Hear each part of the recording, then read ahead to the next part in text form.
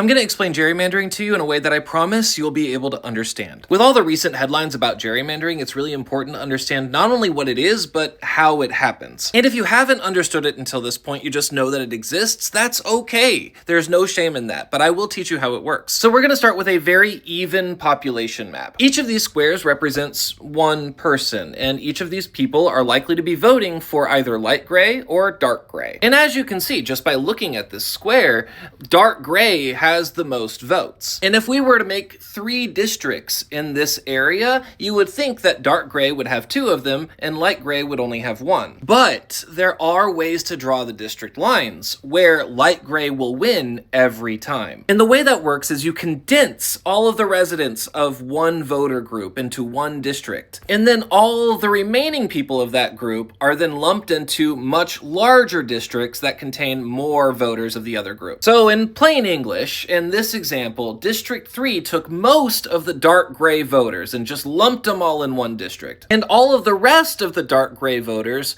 are lumped into the light gray districts, and there's not enough of them to win over those districts. And as a result, light gray will win 2 districts instead of 1. And as a result, if you're a dark gray voter, your vote counts a lot less than somebody who votes typically for a light gray candidate. And you can also do this by splitting up voters. If a bunch of voters live in one place, then you can split up that area and tie them into other districts. For reference, this is what the Supreme Court said that Louisiana is technically allowed to do. And common sense would say that our legislation should just dictate that we have them split off in even ways, but because our population isn't evenly split, we have a lot of areas with high population and a lot of areas with low population. And each district is required to have around the same level of population. Sometimes districts are just gonna kind of look weird no matter what. And that's the reason why it's so difficult to prove that states are gerrymandering based on race. Even in states where gerrymandering isn't that much of a problem, like Colorado, it's still really hard to tell visually